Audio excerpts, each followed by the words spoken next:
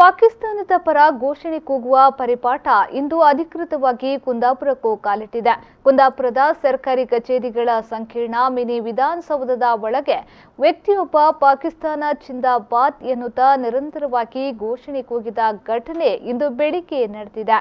ಘೋಷಣೆ ಕೂಗಿದ ವ್ಯಕ್ತಿಯನ್ನ ಕೋಡಿ ನಿವಾಸಿಯಾಗಿರುವ ರಾಘವೇಂದ್ರ ಗಾಣಿಕ ಎಂದು ಗುರುತಿಸಲಾಗಿದ್ದು, ಕುಂದಾಪುರ ಪೊಲೀಸರು ವಶಕ್ಕೆ ಪಡೆದಿದ್ದಾರೆ.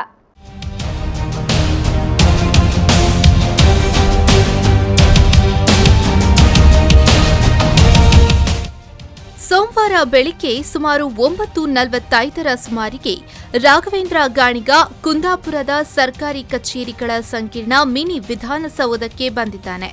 ಮೆಟ್ಟಿಲುಗಳನ್ನು ಹತ್ತುತ್ತಿದ್ದಂತೆಯೇ ಪಾಕಿಸ್ತಾನದ ಪರ ಘೋಷಣೆಗಳನ್ನು ಕಾರಿಡಾರ್ ಉದ್ದಕ್ಕೂ ಕೂಗುತ್ತಾ ಸಾಗಿದ್ದಾನೆ.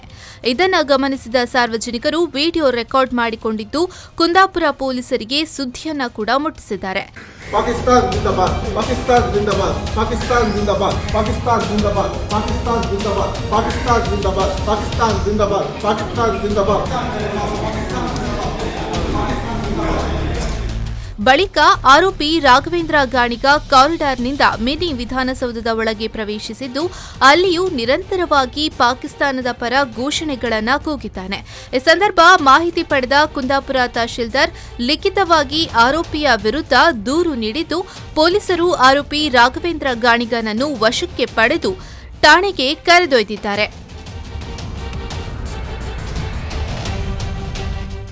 ಆರೋಪಿ ರಾಘವೇಂದ್ರ ಗಾಣಿಗ ಪಾಕಿಸ್ತಾನದ ಪರ ಘೋಷಣೆಗಳನ್ನು ಕೂಗುತ್ತಿದ್ದಂತೆಯೇ ಆತ ಮಾನಸಿಕ ಅಸ್ವಸ್ಥ ಎಂಬ ಮಾಹಿತಿ ಹೊರಬರ್ತಿದೆ. ರಾಘವೇಂದ್ರ ಗಾಣಿಗ ವಿವಾಹಿತನಾಗಿದ್ದು ಒಂದು ಪುಟ್ಟ ಮಗುವಿದೆ. ವಿದ್ಯಾವಂತನಾಗಿರುವ ರಾಘವೇಂದ್ರ 8 ವರ್ಷಗಳ ಹಿಂದೆ ಕುಂದಾಪುರದ ಖಾಸಗಿ ಶಾಲೆಯಲ್ಲಿ ಹಿಂದಿ ಶಿಕ್ಷಕನಾಗಿದ್ದ ಎನ್ನುವ ಮಾಹಿತಿ ತಿಳಿದು ಬಂದಿದೆ. ಸದ್ಯ ಪತ್ನಿ ಹಾಗೂ ಮಗುವನ್ನ ತ್ಯಜಿಸಿ ತಾಯಿಯೊಂದಿಗೆ ವಾಸ ಮಾಡುತ್ತಿದ್ದಾನೆ ಎನ್ನುವ ಮಾಹಿತಿಗಳನ್ನು ಪೊಲೀಸರು ಹೊರಹಾಕಿದ್ದಾರೆ.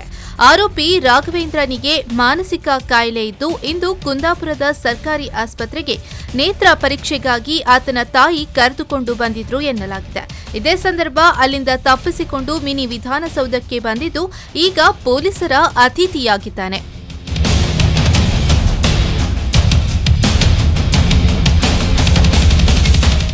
ಕೋಡಿಯ ವಾಸುಗಾಣಿಗ ದಂಪತಿಗಳಿಗೆ ಮಕ್ಕಳಿಲ್ಲದ ಕಾರಣ ರಾಘವೇಂದ್ರನನ್ನು ದತ್ತು ಪಡೆದು ಸಾಕಿದರು ಎನ್ನುವ ಮಾಹಿತಿ ಲಭಿಸಿದೆ. ಶಿವಮೊಗ್ಗದಲ್ಲಿ ರಾಘವೇಂದ್ರ ಹಿಂದಿ ಭಾಷೆಯಲ್ಲಿ ಬಿಎಡ್ ಮಾಡಿದ್ದ ಎನ್ನಲಾಗಿದೆ. ಬಳಿಕ ಕುಂದಾಪುರದ ಖಾಸಗಿ ಶಾಲೆಯಲ್ಲಿ ಹಿಂದಿ ಶಿಕ್ಷಕನಾಗಿದ್ದ. ಬಳಿಕ ಅಲ್ಲಿ ಆತನಿಗೆ ಸರಿಯಾಗದೆ ಕೆಲಸ ಬಿಟ್ಟಿದ್ದ ಎನ್ನಲಾಗಿದೆ. ರಾಘವೇಂದ್ರನ ಸಾಕು ತಂದೆ ಓಮ್ನಿ ಕಾರು ಬಾಡಿಗೆ ಮಾಡಿ ಬದುಕು ಕಟ್ಟಿಕೊಂಡವರು ಎನ್ನಲಾಗಿದ್ದು, ಪ್ರತಿ ತಿಂಗಳಿಗೆ ರಾಘವೇಂದ್ರನ ಚಿಕಿತ್ಸೆಗೆ 2,500 ರೂಪಾಯಿ ಖರ್ಚಾಗುತ್ತಿತ್ತು ಎನ್ನಲಾಗಿದೆ.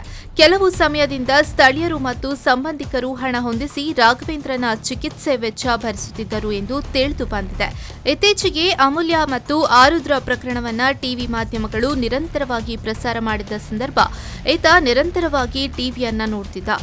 ಇದರಿಂದ ಪ್ರಭಾವಿತನಾಗಿ ಅವಾಂತರವನ್ನ ಸೃಷ್ಟಿಸಿರಬಹುದು ಎನ್ನುವುದು ಮನೆಯವರ ಅಭಿಪ್ರಾಯ. ಅವರು ಆಸ್ಪತ್ರೆಗೆ ಬಂದಿದ್ದು, ಗೌರ್ಮೆಂಟ್ ಆಸ್ಪತ್ರೆಗೆ ತೋರ್ಸ್ಲಿಕ್ಕೆ ಬಂದಿದ್ದು. ಅವನಿಗೆ ಅಲ್ಲಿಂದ ಮೂತ್ರ ಮಾಡಿ ಬರ್ತೇನೋ ಎಲ್ಲಿ ಹೋದ ಅಂತ ಗೊತ್ತಿಲ್ಲ. ಅದ್ರ ಮೇಲೆ ನೋಡುವಾಗ ಇಲ್ಲಿದ್ದಾನೆ, ಯಾರು ಹೇಳಿದ್ರು ಇಲ್ಲಿದ್ದಾನೆ ಅಂತ. ಅಲ್ಲ, ಅವನಿಗೆ ಮದುವೆ ಆಗಿದೆಯಲ್ಲ, ಮದುವೆಗೆ ಮಗು. ಇವಾಗ ಮನೆಯಲ್ಲಿ ಅವರು ಅಂತ ಟಿವಿ ಅಂತ ನೋಡ್ತಿದ್ರು, ಮತ್ತು ಟಿವಿ ನೋಡ್ತೀವಿ. ಟಿವಿ ನೋಡಿ ಇದಾಗಿದೆ, ಈ ಪಾಕಿಸ್ತಾನ ಜಿಂದಾಬಾದ್ ಇದೆಲ್ಲ ಟಿವಿಯಲ್ಲಿ ಬರ್ತಾ ಮೊನ್ನೆ ನೋಡ್ತಿದ್ರು, ನೋಡಿ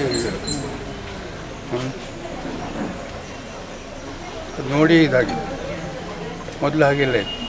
ಮೊನ್ನೆಯಿಂದ ಟಿವಿಯಿಂದ ಯಾವುದೋ ನೋಡಿಕೊಂಡು ಟಿವಿದು ಇದು ಮಾಡಿದ್ರೆ ಬಂದು ಆನ್ ಮಾಡಿ ನೋಡ್ತಿದ್ದೆ.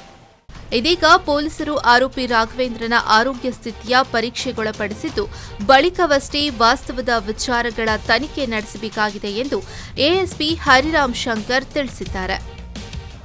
ಶ್ರೀಕಾಂತ್ ಹೆಮಾಡಿ, ವಿ4 ನ್ಯೂಸ್ 24/7 ಕುಂದಾಪುರ.